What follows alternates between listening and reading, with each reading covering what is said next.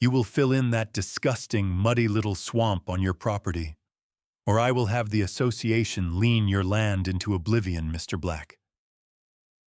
The woman's voice was a grating symphony of entitlement, a sound that could curdle milk at 20 paces. She stood there, a plus-sized empress in a golf cart, pointing a jewel-encrusted finger at the small, natural spring that trickled from the base of an ancient oak on my land. My land. Not hers. Not the homeowners association's. Mine. Hey everyone, thanks for tuning in. If you think this is insane, hit that subscribe button right now and let me know in the comments where you're watching from. And if you've got your own HOA nightmare story, I definitely want to hear about it. Now let me tell you how this all started. Peace. That's all I wanted. After 30 years in the United States Army Corps of Engineers, rising to the rank of colonel, peace was the only commodity I valued. I had spent a career taming rivers, building dams in hostile territory, and calculating the load-bearing capacity of bridges while mortars fell a click away. I had managed budgets with more zeros than a phone book and personnel rosters that could populate a small town. My life had been a long, complex series of logistical campaigns against chaos, nature, and human belligerence. When I retired, I came home to the one place that had always represented the opposite of all that: the Black family farm. It wasn't a farm anymore, not in the working sense. The 100 acres of rolling pasture and deep woods had been in my family since the late 1800s. The old stone farmhouse, which I had spent the better part of a year restoring, sat nestled in a grove of hickories, looking out over a meadow that my great-grandfather had cleared by hand. The property was a living museum of my own history, a sanctuary of quiet continuity. The most stressful part of my day was deciding whether to fish for bass in the pond or simply sit on the porch with a bourbon and watch the deer emerge from the tree line at dusk. This idyllic existence, this hard-won tranquility, lasted for precisely 1 year. Then, they broke ground on the adjacent parcel of land. A developer had bought the old Miller farm and transformed it into a monument to suburban conformity called Whispering Pines Estates. It was an ironic name, as the first thing they did was clear-cut every mature pine tree on the property. In their place rose a series of identical beige-sided McMansions, each with a perfectly manicured lawn of non-native grass that required a truly heroic amount of chemical intervention to survive the Georgia summer. I watched the construction with a sense of detached resignation. Progress, they called it. My land was bordered by a thick line of ancient oaks and maples, a natural privacy fence I was grateful for. I had no interaction with the new residents, and I preferred it that way. My world was one of birdsong, rustling leaves, and the distant hum of the interstate. Theirs was a world of whining leaf blowers, barking toy dogs, and the percussive slam of SUV doors. We were two different nations with a well-defined border, and I was a firm believer in respecting sovereignty. The first sign of trouble, the first probe of my defenses, came in the form of a woman who introduced herself as Karen Croft, president of the Whispering Pines Homeowners Association. She had driven her golf cart, a vehicle that seemed to be the official chariot of her class, right up to the split-rail fence that marked my property line. She was a woman of ample proportions, poured into a pink polo shirt and white capri pants that were fighting a losing battle. Her face was a mask of aggressive pleasantness, her smile not quite reaching a pair of small, calculating eyes. That was the day she delivered her edict about my spring. The spring wasn't a swamp. It was a clear, cool trickle of water that fed a small creek running through my woods. It had been there since before my great-grandfather's time. It was part of the land's soul. To her, it was an aesthetic violation. I had simply looked at her, then at the spring, then back at her. I was not accustomed to taking orders, especially not from a civilian potentate in a golf cart. "Ma'am," I said, my voice calm and even, the same tone I once used to inform a nervous lieutenant that his bridge design was off by a factor of 10. "This is private property. That spring is on my property. It has nothing to do with you or your association." "Everything on this fence line is our business," she had declared, her voice rising in pitch. "It affects our property values.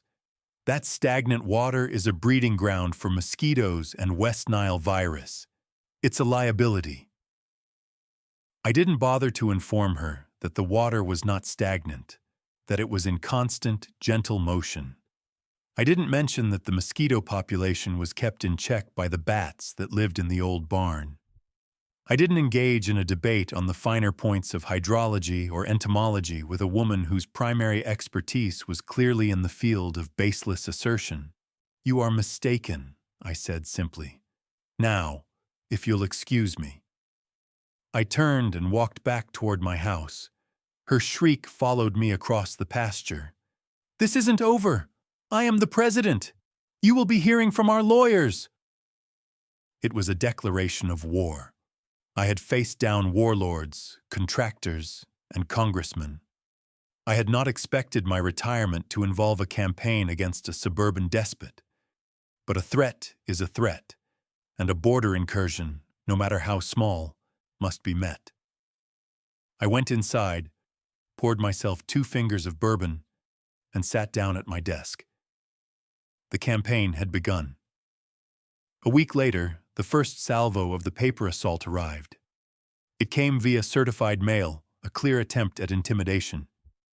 The envelope was made of heavy, cream-colored bond paper, the kind of stationery that screams self-importance. In the top left corner was an embossed logo, 2 sterile-looking pine trees inside a circle, an image that was vaguely fascistic in its stark symmetry. "Whispering Pines Estates Homeowners Association," it read, in an ornate, unreadable font. Inside was a single sheet of the same thick paper. It was a formal violation notice. I read it over, a slow, dangerous calm settling over me. The kind of calm I used to feel right before a complex operation kicked off. It was the quiet focus of a mind shifting from peacetime to a war footing. The notice listed 2 separate violations. First, Code 14.7, failure to maintain aesthetic uniformity of bordering properties. The description cited my overgrown and unkempt pasture land and the presence of noxious weeds, which I assumed was their term for the native wildflowers that bloomed there every spring. The second violation was Code 9.2, creation of an unsanctioned water feature and public health nuisance, a truly breathtakingly bureaucratic description of my family's spring. Attached to these fabricated violations were fines: $500 for the first, $1,000 for the second. A $1,500 penalty for the crime of owning land that looked like actual land instead of a golf course. The notice concluded with a demand for immediate remediation, that is, mow the wildflowers and fill the spring, and a threat of daily accumulating fines, property liens, and all other legal remedies available to the association. I read the document twice, admiring its audacity. This wasn't just a letter. It was an artillery shell, designed to shock and awe the recipient into immediate surrender. They had mistaken their target. I was not some young couple intimidated by official-looking paper. I was a man who had read and written contracts for projects that could alter the course of a river. This piece of paper was an amateurish piece of psychological warfare, and it was about to become Exhibit A. I stood up and went to my study. From a box of old office supplies, I retrieved a new 3-inch D-ring binder. It was black, with a clear plastic sleeve on the cover. I took a sheet of paper and my old military-issue stencil set and carefully lettered a title: Operation Pasture Shield. I slid it into the cover. I three-hole punched the violation notice and the certified mail receipt and clipped them inside. This binder was now my field manual, my opposition research file, my entire campaign headquarters. The first phase of any conflict is reconnaissance. Know your enemy and know their terrain. In this case, the terrain was legal and procedural. I needed a copy of the enemy's field manual, the HOA Covenants, Conditions, and Restrictions, or CC&Rs, a polite but firm phone call to the county records office, and a small fee produced a digital copy within the hour. For the next 2 days, I did nothing but study that document. I printed out all 112 pages and read them with the same intensity I had once applied to satellite imagery of enemy positions. I had a pot of black coffee, a set of highlighters, and a stack of colored sticky tabs. It was a terribly written document, a Frankenstein's monster of boilerplate legal text, cobbled together by a developer's cheap lawyer. It was filled with contradictions, vague language, and procedural loopholes a mile wide. The section on aesthetic uniformity, for instance, explicitly stated that it applied to all properties within the Whispering Pines Estates plat. My property was not within that plat. It was adjacent to it, a critical distinction. The section on water features prohibited the installation of ponds or fountains without approval, but said nothing about naturally occurring springs. They were applying their internal rules to an external entity. It was like the government of Liechtenstein trying to levy taxes on a citizen of France. But the real discovery, the strategic masterstroke, came not from their rule book, but from the counties. I spent an afternoon on the county surveyor's online portal, pulling up the original plat maps for my farm and the new subdivision. I traced the property lines, the easements, the rights of way, and there it was. A detail so significant, so powerful, it was like finding the enemy's entire ammunition depot unguarded. The single road that led into Whispering Pines Estates, the grandly named Whispering Pines Lane, was not a public county road. To get from the main highway to the subdivision's ridiculous Roman columned entrance, the road had to cross a 20-foot wide corner of another property. A corner of my property. The developer had secured a private access easement from the previous owner of my farm decades ago, a common enough practice. But the easement was with the property, not the county. And it was an easement for access, not ownership.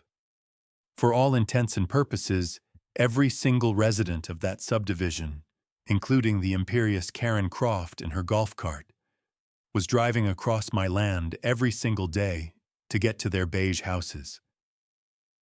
They were, in a very real sense, my tenants, and they had no idea. I printed out the plat map, highlighted the easement in bright yellow, and placed it carefully in a plastic sleeve inside Operation Pasture Shield. This was my strategic reserve, a weapon to be deployed not at the start of the battle, but at the decisive moment. Next, I moved to engage the higher authorities. My fight wasn't just with the HOA, it was with their flawed interpretation of the law. I started with the spring. A search for Georgia watershed protection led me to the state's Department of Environmental Protection. I called the general number and navigated a phone tree that seemed designed to induce despair. Finally, I reached a man named Mr. Henderson in the Regional Enforcement Office. His voice was flat, bored, the sound of a man who had heard every possible complaint about leaky septic tanks and illegal dumping. I calmly explained the situation. I was a landowner. I had a natural spring on my property. My neighbor, an HOA, was demanding I fill it in with concrete. There was a pause on the other end of the line. The boredom in his voice evaporated, replaced by a sharp, focused attention. They what? They put that in writing? Yes, sir, I said. I have a certified letter demanding remediation, which they define as filling it in. Mr. Black, he said, his voice now crisp and professional. Are you aware that your property falls within the Etowah River Basin watershed? That spring is a protected waterway under state and federal law. Deliberately destroying it is a felony.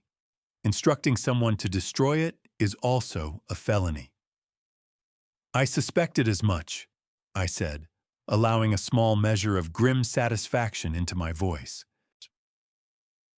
I'm opening a case file right now, he said, and I could hear the rapid tapping of a keyboard.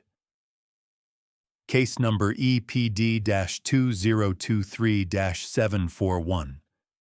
We will be sending an official advisory letter to the president of that homeowners association, informing them of the relevant statutes and the potential for severe civil and criminal penalties. Do not, under any circumstances, touch that spring. We'll handle it from here. I thanked him, wrote down the case number on a fresh sheet of paper, and filed it in the binder. The second front of my campaign was now open. The enemy was not just fighting me anymore. They were about to be fighting the state government. With the legal and regulatory reconnaissance complete, it was time for the human intelligence phase. A resistance movement cannot be a one-man army. I needed to know if there were others chafing under Karen's rule. I needed allies. I needed to build an insurgency. I started by simply taking a walk, not on my property, but through the sterile, curving streets of Whispering Pines Estates. I dressed in a simple polo shirt and slacks, looking like any other retiree out for a constitutional. I was an observer in a foreign land. The uniformity was oppressive. Every lawn was the same shade of green. Every mailbox was the same black wrought iron model. Every house was a variation on the same beige theme. It was a neighborhood built by a committee with no imagination. My first contact was an elderly woman tending her rose bushes. Her name was Mrs. Gable. Her hands were covered in dirt, and her face was kind, but her eyes held a sort of weary sadness. I complimented her on her roses, and it was like opening a floodgate. She told me about the violation notices she received constantly. Her bird bath was an unapproved lawn ornament. Her wind chimes were a noise nuisance. Her small, cheerful garden gnome, a gift from her late husband, was a violation of aesthetic standards. She was being fined into poverty over a ceramic gnome. I just pay the fines, she said, her voice trembling slightly. I don't want any trouble, Karen. She can make things very difficult. I listened patiently. I didn't offer solutions, not yet. I just offered a sympathetic ear. I told her I was her neighbor on the old farm, and I gave her my phone number. If you ever need anything, I said, or just want to talk, please call. I was planting a seed. A few houses down, I saw a young couple, the Martinezes, in their driveway. The husband was angrily trying to adjust a basketball hoop, while his wife looked on, distraught. Their young son sat on the curb, looking miserable. I ambled over and asked if they needed a hand. The story poured out of them. They had installed the basketball hoop for their 10-year-old son. They had followed the rules, submitted the application, gotten it approved. But last week they received a fine for $500. The reason? A post-installation inspection by Karen herself had determined that the pole was 1.5 inches closer to the sidewalk than the bylaws allowed. 1.5 inches. She came out here with a tape measure, Mr. Martinez said, his voice a mixture of fury and disbelief. A tape measure! And she was smiling the whole time. They were good people. A young family trying to build a life, being terrorized by a petty tyrant over a matter of inches. I listened, I commiserated, and I gave them my number as well. "It seems a lot of people are having trouble," I said, in a carefully neutral tone. "Maybe there's strength in numbers." I saw the flicker of an idea in Mr. Martinez's eyes. Another seed planted. I spent the rest of the day gathering similar stories. A family fined because their trash can was left out for 2 hours after the garbage truck had come. A man fined because the stain on his deck had faded to a non-approved shade of cedar. A woman fined because her welcome mat had words on it. It was a pattern of systematic abuse, a reign of terror conducted via certified mail and a rule book wielded like a weapon. Karen wasn't just enforcing rules. She was using them to bully, to intimidate, and to extract money from her neighbors. This wasn't about community standards. This was about power, and I suspected, about profit. The fines were just one part of the equation. I returned home and spent the evening compiling my field notes. I created a new section in the binder titled Insurgent Assets. I listed each family, their story, their contact information. My small band of rebels was beginning to take shape. They were scared and isolated. My job would be to unite them. The next step was to bring in professional reinforcements. While I was confident in my own strategic abilities, this was a legal war, and I needed a legal operator. I knew just the man. I called Dave Sterling. Dave and I had served together in Iraq. He had been a major in the Judge Advocate General's Corps, the Army's legal arm. He was the sharpest lawyer I had ever met, a man who could dissect a contract or a regulation with surgical precision. After leaving the service, he had opened a private practice specializing in property and contract law. He was exactly the kind of specialist this mission required. "Arthur, you old dog," he boomed over the phone. "Don't tell me you finally decided to build that illegal nuclear reactor on your farm and need me to handle the fallout." "Something like that, Dave," I said. "I'm dealing with a local insurgency. I need to schedule a council of war." He came out to the farm the next day. Dave was a tall, lean man with a mind that was always a few steps ahead of everyone else's. He still had the ramrod posture of a career soldier. I sat him down at my dining room table, poured him a coffee, and slid the binder across to him. "Operation Pasture Shield," he read aloud from the cover, a slow grin spreading across his face. "You haven't changed a bit, Colonel." He opened the binder. For the next hour, he was silent, save for the occasional low whistle or the soft rustle of a page turning. He read the violation notice. He studied the highlighted copy of the CC and RS. He scrutinized the county plat map with the yellow easement. He examined the notes on my conversation with the DEP and the case number I had been assigned. He read my intelligence reports on Mrs. Gable and the Martinezes. When he was finished, he closed the binder, leaned back in his chair, and looked at me. The grin was gone, replaced by a look of profound professional respect. "Arthur," he said slowly, "this isn't a binder. This is a kill box. You've built a perfect, inescapable, multi-front legal trap. Most clients come to me with a shoebox full of angry letters and a vague sense of injustice. You've come to me with a fully prepared prosecution-ready case." The praise felt good. It was the validation of a fellow professional who understood the value of meticulous preparation. I felt 10 feet tall. "So what's our first move?" I asked. "Our first move is a legal counter-salvo," he said, his eyes gleaming with the thrill of the fight. "A precisely worded cease and desist letter. We're not going to threaten. We're not going to argue. We are going to inform. We will inform Madam President that her actions constitute harassment. We will inform her that her demands regarding the spring are an illegal solicitation to commit a felony under state and federal environmental law, and we will cite the specific statutes.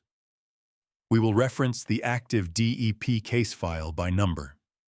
We will inform her that any attempt to lien your property will be met with a countersuit for slander of title, seeking punitive damages.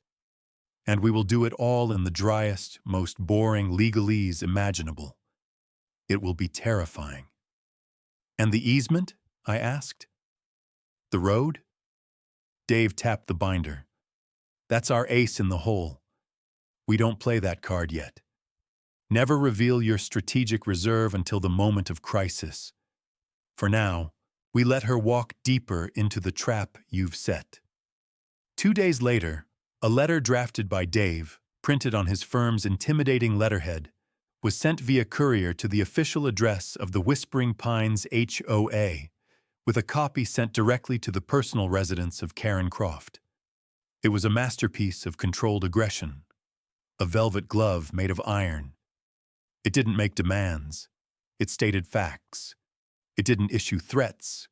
It outlined consequences. Now we waited for the enemy's reaction. A rational actor, upon receiving such a letter from a law firm, would pause. They would consult their own legal counsel. They would recognize that they had overstepped, that they had targeted someone who was not going to be an easy victim. They would de-escalate. Karen Croft was not a rational actor. She was a petty tyrant, and tyrants do not respond to reason. They respond to challenges to their authority with overwhelming, often self-destructive force. Her ego, it turned out, was far larger than her strategic sense. She did not retreat. She escalated. Her first response was to ignore Dave's letter entirely. Instead, I received another certified letter, this one on even heavier cardstock. It was a summons. I was being ordered to appear before a special executive hearing of the HOA board to answer for my continued violations. It was, for all intents and purposes, a show trial. The date was set for 2 weeks hence, at the community clubhouse. But that wasn't all. In a move of staggering arrogance, she decided to launch a direct physical action. A second notice arrived the next day. It informed me that as part of a new community beautification initiative, the HOA would be improving the unsightly border between our properties. Their plan was to build a natural privacy berm. The notice helpfully explained that this would involve the delivery of clean-fill dirt and organic landscaping debris, which would be deposited along the fence line on my side of the property. They were going to dump trash on my pasture. She had not only ignored the warnings from my lawyer and the state DEP, she had decided to double down by physically invading my land and illegally dumping on a protected watershed. It was a blunder of catastrophic proportions. It was the critical mistake I had been waiting for her to make. I immediately called Dave. He listened to my report, and I could hear him chuckling on the other end. "Oh, this is beautiful, Arthur. It's a gift. She's moving her queen out from behind her pawns, right into the line of fire. Let them come. Just make sure you're ready to document the entire encounter." 2 days later, a large dump truck, its bed filled with a motley collection of uprooted shrubs, grass clippings, and what looked like construction debris, rumbled down the highway and turned onto Whispering Pines Lane. It crossed the unseen, yellow-highlighted line on my plat map and proceeded toward my property. I was waiting for it. I was standing just inside my fence, my smartphone in my breast pocket, recording video. In my hand, I held a small portfolio containing a copy of my property survey, the letter from Dave's law firm, and a printout of the DEP statutes Mr. Henderson had quoted to me. The truck backed up to the fence, its reverse alarm beeping obnoxiously. The driver, a burly man in a sweat-stained shirt, hopped out of the cab and began to unlatch the tailgate. Good morning, I said, my voice perfectly calm. He grunted in my direction. Got a load of fill for the berm, he said, not looking at me. I'm afraid there's been a mistake, I said. You're on the wrong property. He finally looked at me annoyed. Lady from the HOA, Karen. She told me to dump it right here. Said it's a community project. I'm sure that's what she told you, I said evenly. However, this is private property. You can see the survey marker right there. I pointed to the iron pin in the ground. And this entire area, I made a sweeping gesture that included the pasture and the spring, is a protected watershed under state law. What you're about to do is called illegal dumping. It carries a $10,000 fine and potential jail time, and that liability extends to you, the driver, and your company personally. The driver froze, his hand on the latch. His expression shifted from annoyance to alarm. What? She said it was all cleared. She was mistaken, I said, and I handed the portfolio through the fence. Here is a copy of my property survey. Here is a letter from my attorney to the HOA president, advising her of that fact. And here is a copy of Georgia Code 12520, regarding the unlawful discharge of pollutants into state waters. You'll note the penalties are quite severe. He took the papers, his greasy fingers smudging the clean pages. He read them, his lips moving silently. His face went pale under his tan. He was a working man, not a corporate raider. He understood the difference between a job and a felony. Jesus, he muttered. He pulled out his phone and made a call. Boss, it's me. Yeah, on that Whispering Pines job? There's a problem. The guy who owns the land is here. Yeah, says it's illegal dumping on a whatchamacallit, a watershed. He's got papers from a lawyer and the government. No, I ain't kidding. He's got a damn case number. There was a pause. I could hear the faint, tinny sound of a woman's voice screeching through the phone's earpiece. It was unmistakably Karen. The driver held the phone away from his ear, wincing. Listen, lady, he said into the phone, his voice now angry. I ain't losing my CDL and getting a fine that costs more than my truck because you've got a stick up your... You know. We're not dumping it. The job's canceled.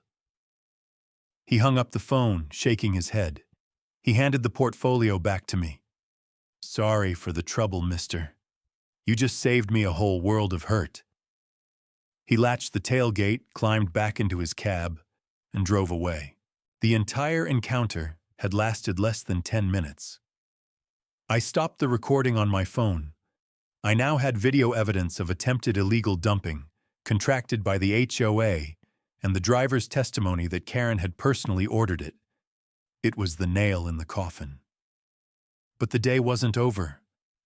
Karen's spectacular failure had been witnessed.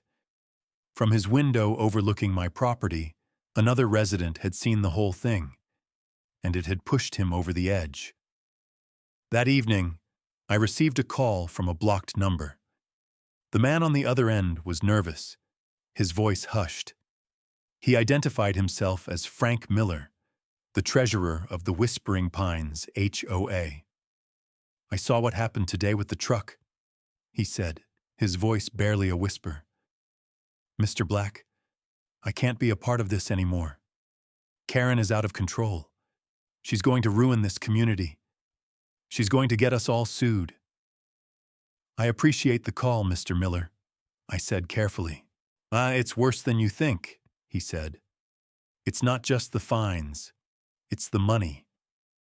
She's using the HOA accounts like her personal piggy bank. I have the records. I have the invoices. I can't go to the board. 2 of them are her cronies, and the other 2 are too scared of her. But I can't just sit by. This was the moment an insurgency dreams of.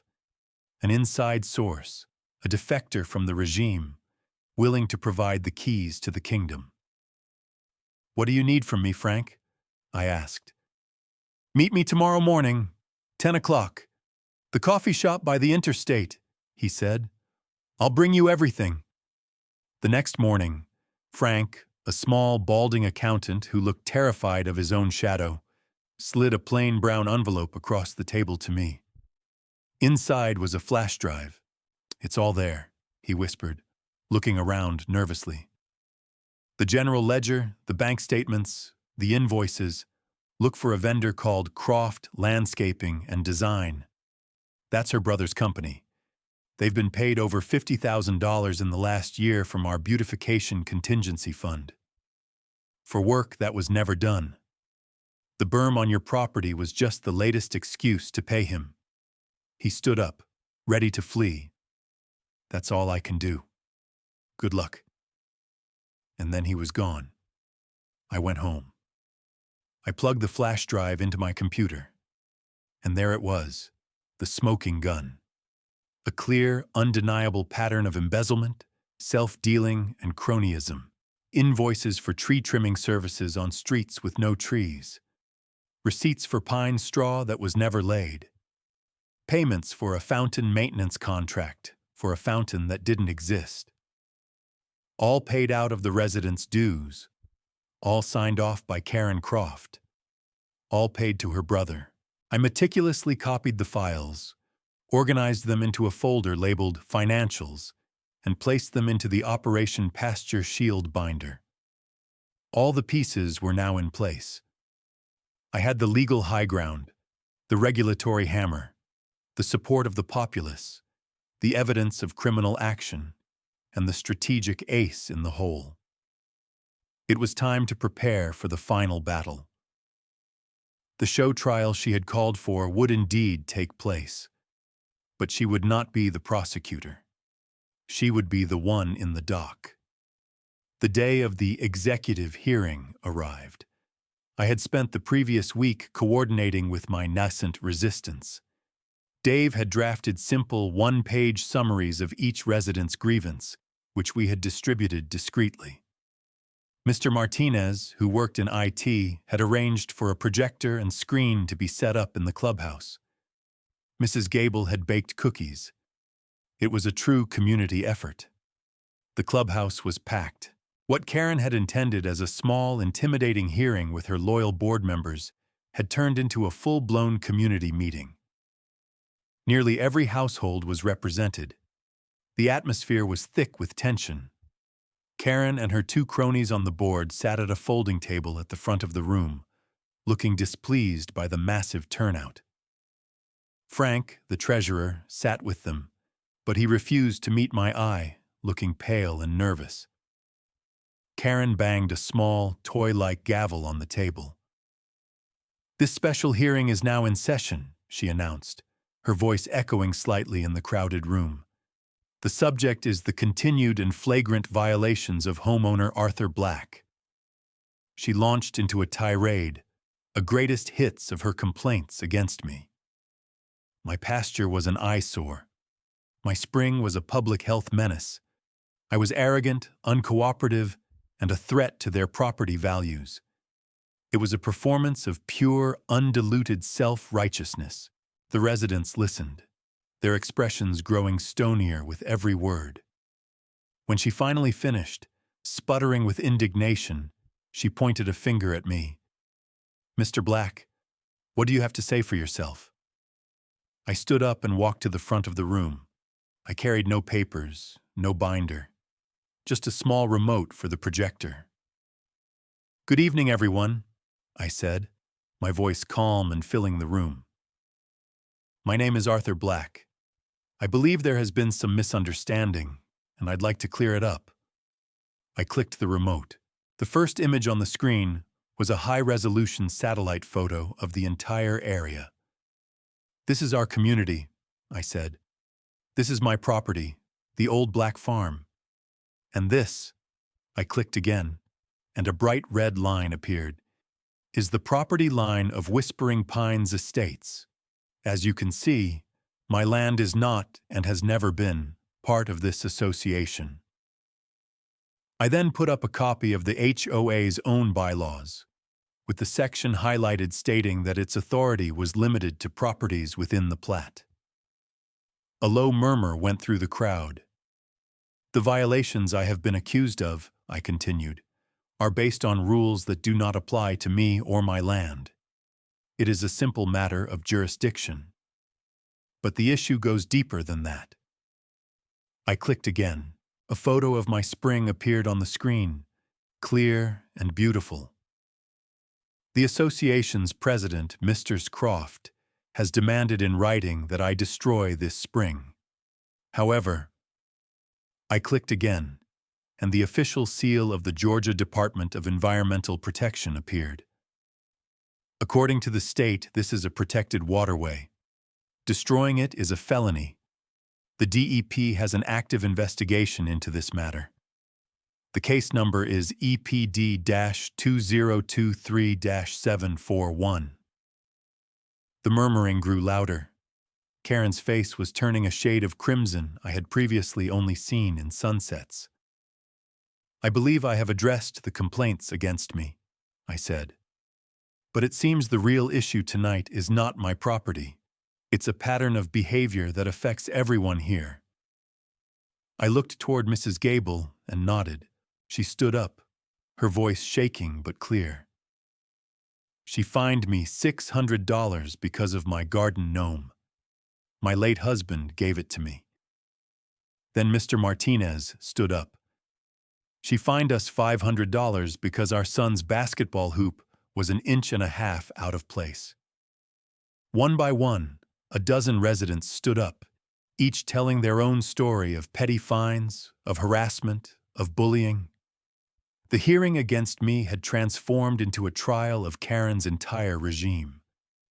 The tide of public opinion was now a tidal wave, and it was about to crash down on her.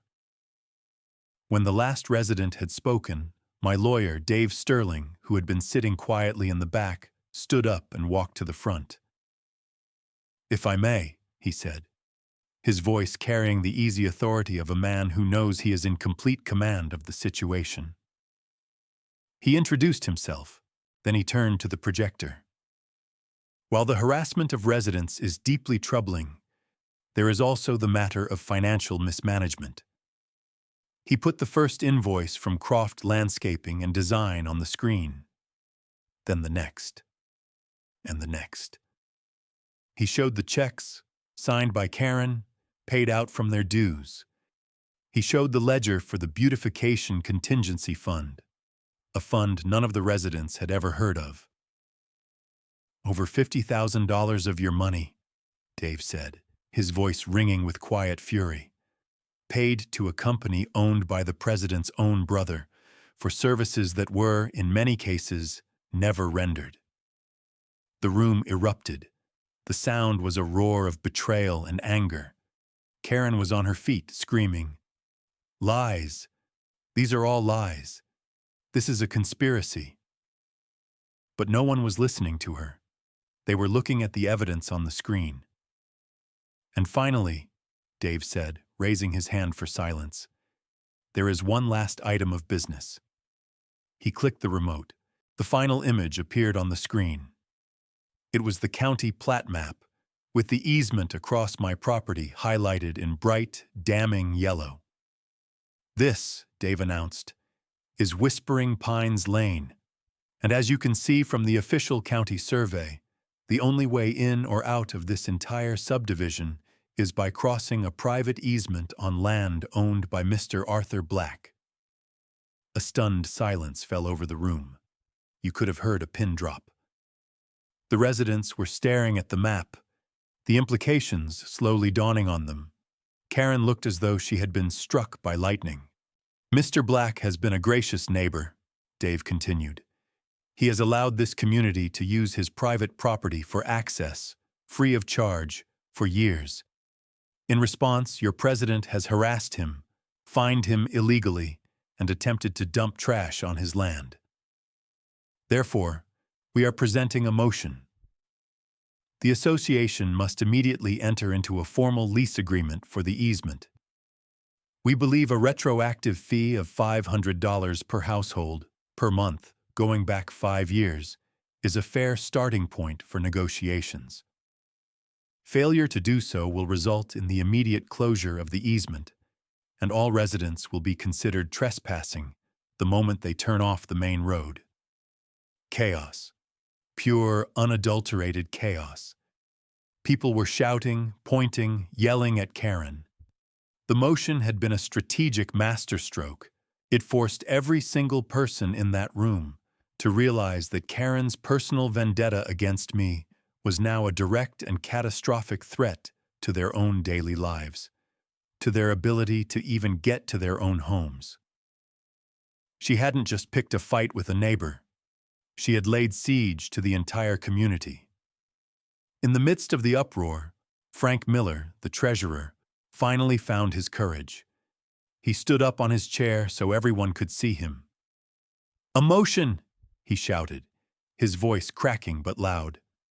"I move for a vote of no confidence in President Karen Croft and the immediate removal of her and her appointed board members from office." "Seconded!" yelled Mr. Martinez. About 50 other people screamed their agreement. Frank, now looking 10 feet tall, called for the vote. "All in favor of the immediate removal of the board, say aye." The response was a deafening, unanimous roar. "Aye!" All opposed? Silence. Absolute, crushing silence. Karen Croft stood alone at the front of the room, her face white with shock and fury. Her reign was over. She had been publicly and completely overthrown. She grabbed her purse, uttered a single foul curse, and fled the room, pushing her way through the crowd of neighbors who now looked at her with nothing but contempt.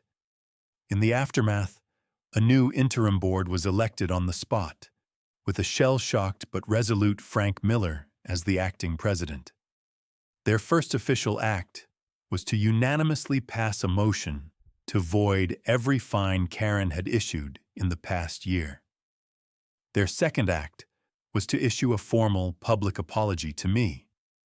Their third was to engage Dave Sterling's firm to begin civil proceedings against Karen and her brother to recover the embezzled funds. We worked out the easement issue quickly. I had no intention of actually charging them. The threat had been the weapon, not the goal. I granted the association a permanent access easement for a one-time fee of $1, a gesture of goodwill that cemented my status not as an enemy, but as the community's unlikely liberator. The changes in Whispering Pines were immediate and profound. The atmosphere of fear evaporated, replaced by a palpable sense of relief and unity. Mrs. Gable's garden gnome returned to its place of honor among the roses. The Martinez boys' basketball hoop became the neighborhood's social hub. People started talking to each other again. A few weeks later, Frank and the Martinezes organized a neighborhood barbecue. They held it on my pasture, right by the spring. The gate between my property and the subdivision, once a symbol of a hostile border, was propped wide open. I stood by the grill, flipping burgers, watching children run through the wildflowers I had been ordered to destroy, and I felt a sense of peace that was deeper and more satisfying than any I had known before. Karen Croft's story ended, as it was always going to, in ruin. Faced with a massive lawsuit from the HOA and criminal charges for fraud from the district attorney, she was forced to sell her beige McMansion to pay her legal fees. She and her brother both ended up with felony convictions and a hefty restitution order. The last I heard, she had moved 2 states away. That evening, after the last of my new friends had gone home, I sat on my porch, watching the fireflies begin to dance over the meadow. The black binder, Operation Pasture Shield, sat on the small table beside me. Its mission was complete. I picked it up, carried it inside to my stone fireplace, and gently placed it on the logs. I struck a match and watched as the flames curled around the edges of the cover, turning the stenciled letters to ash. A man can spend a lifetime in the service of his country, building great and complex things in faraway lands, facing down threats of geopolitical significance. But sometimes, the most important campaign, the one that defines the meaning of a quiet life, is the one fought for 100 acres of family land, a trickling spring, and the right to live in peace. The tyranny of the petty is still tyranny, and defeating it is a victory of the highest order.